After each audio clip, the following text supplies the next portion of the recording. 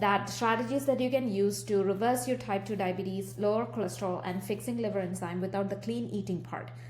Okay, so first of all, I want you to understand why exactly are you stuck. Okay, that we need to have a good reality check here, right? Because since for a long periods of time, the diet culture has taught us to cut everything out, to cut the sugar out, to cut the carbs out.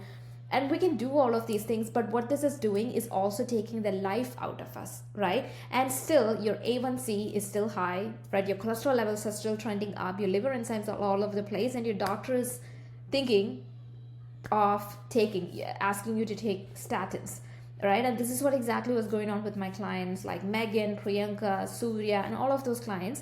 They did not get the results that I'm going to talk about by moving more, but they got the results that I'm going to be talking about today by moving smarter. Okay, so I'm going to be giving you guys today the 4-step cheat sheet that we used to reverse diabetes, cholesterol, liver enzymes, and all of that in very short period of time. So if you stick until the end of this whole presentation, I'm going to be showing you how like you can eat sugar even if you have diabetes or cholesterol and whatnot on your lifting days, and why eating sugar on your lifting days is actually going to be very important. Only if you want to, okay? So this is the first step. Nutrition is going to be 80% of the battle, and this is where most people struggle with as well. Nutrition is where most of the people struggle with, and what they do is they move really cut everything out from their life. They completely cut carbohydrates away from their life, right? And this is not a great strategy. So what I'm going to show you here is the biggest difference between like the carbohydrates thing that we're talking about here. Like, I don't know if you know this, I've been posting about this content lately, that even the fiber that you intake on a daily basis, the vegetables, the salads that you eat, like all of that are still carbs. Whenever we think of carbs, we're thinking about white bread, pasta, rice. So all of those are refined carbs / starchy carbs. So the first step towards regularizing your blood glucose level is still eating carbs, but regulating the amount of refined carbs you take, increasing the amount of fibrous carbs you take, and minimizing the amount of starchy carbs you take. Okay, and even with this fiber, this is a very broad topic. Most of people say, oh, I eat a lot of fiber, but eating the right kind of fiber is also very important, right? Because there are 2 types of fiber: soluble fiber and insoluble fiber. The soluble fiber is the cholesterol scrub. It is the type of fiber that has the capacity to remove a lot of cholesterol from your blood pretty consistently and significant amount. If you consume significant amount of soluble fiber, and the limit is 25 grams, so all the 25 grams if you're consuming is coming from soluble fiber, you can remove around 500 milligrams of cholesterol per day from your bloodstream. And where can you find the soluble fiber? Well, it can be found in oats, beans, sprouts. All right, so what this is going to do is going to act as a gel like inside your intestine. Pretty much it's going to mop out all the cholesterol that hits your bloodstream. So increasing the amount of soluble fiber is a fantastic way for you to remove excess cholesterol from your system, which reduces inflammation, which reduces overall fat percentage, which is all the different benefits that we already know about.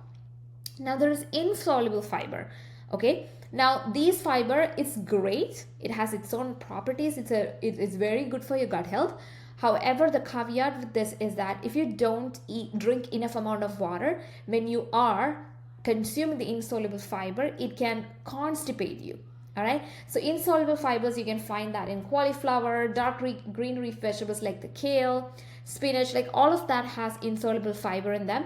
It keeps you, it keeps you full. It's great for weight loss, but especially if you're struggling with constipation, and you want to regularize your blood glucose levels, you got to include more of soluble fiber. Okay, so again, you cannot guess how much fiber goes into your body. You have to, eating a bunch of salad is not going to give you data on how much fiber. Like even if I eat a whole cup, big plate of lettuce, it only has like 3 or 4 grams of fiber in it. So you cannot track these data until and unless you measure these things and track it. All right. So that's the first important thing. Okay, consuming enough amount of fiber. Or understanding carbs, like dressing your carbs right, is going to be the first thing.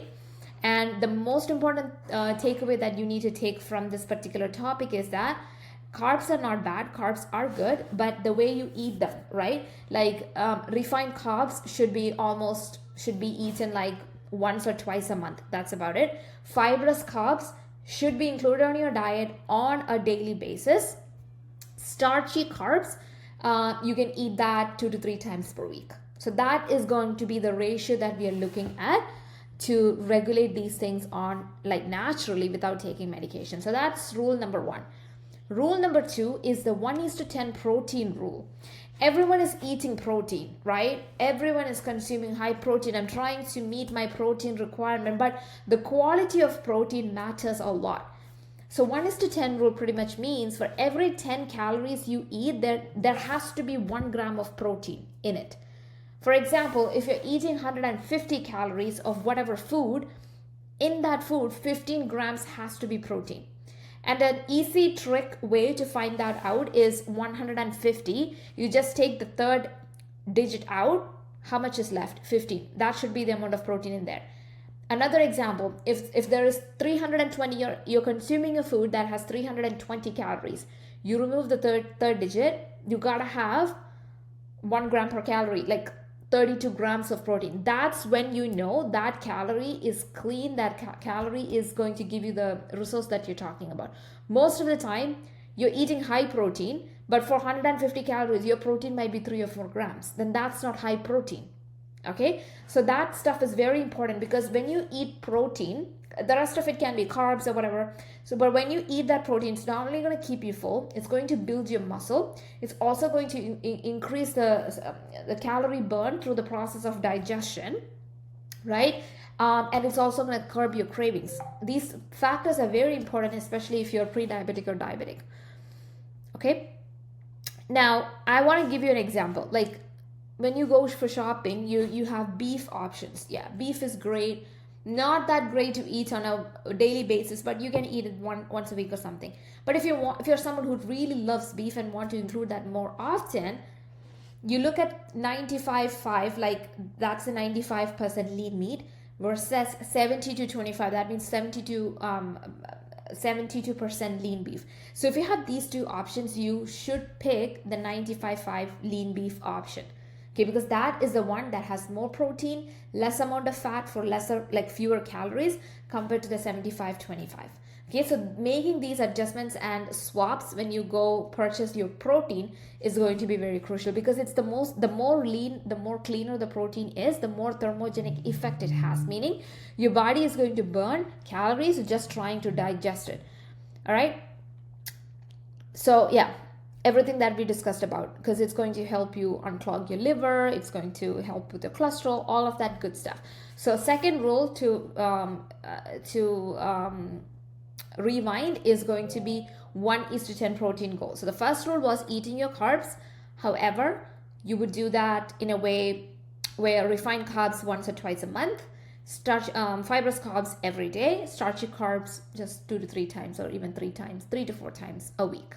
Then it's the protein rule. For every 10 calories, you need to have 1 gram of protein. You got to do this consistently as well. Now, step number 3, this is going to be super crucial for you ladies who wants to come out of your pre-diabetic status, is walking. Not 10,000 steps, no 15,000, 20,000 steps, none of that, but walking after your meals. That is very important. 30 minutes after your lunch and dinner. This was one of the key factors in Priyanka's, Meghna's, and also Surya's. Like one thing that the 3 of these ladies did in common that helped them reduce their levels was post-meal walking. Not 10K steps or nothing like that.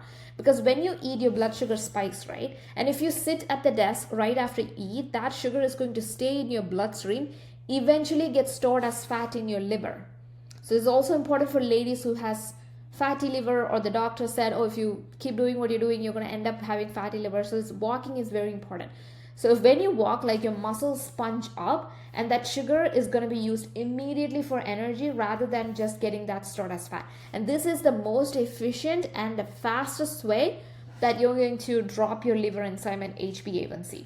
Okay, so 3 is post-meal walking. Understanding your carbs and eating it right.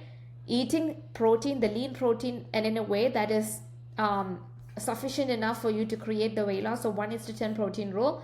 The third one is the post-meal walking. Okay, now fourth rule is do not quit sugar. Then this is where most people fail, because I have heard this a lot of times that I'm not eating any added sugar. Doesn't matter. You're eating added sugar or you're not eating added sugar. Every single food item that you eat gets converted to glucose right away in your bloodstream.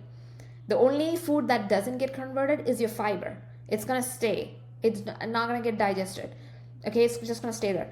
Now, when you're quitting this sugar, what happens is that you quit your sugar Monday through Friday. Maybe you do that for 2 to 3 weeks. After that, you cannot resist that. Then you end up binge eating.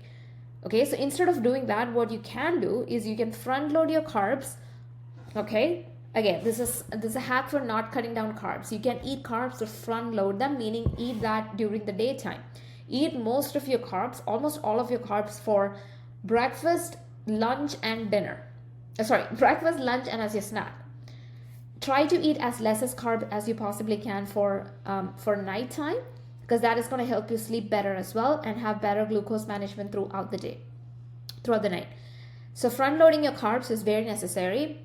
And if you want to eat your sugar, the best time to eat sugar is immediately after your weightlifting session. Okay, because after a workout, your muscle is going to act as a dry sponge.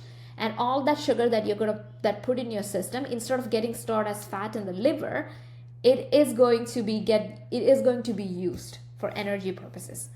Okay, and when you do this, pair that with 7 hours of sleeping, your cortisol is going to stay low, and your body is going to finally have the environment that it needs to heal and blood works to reverse.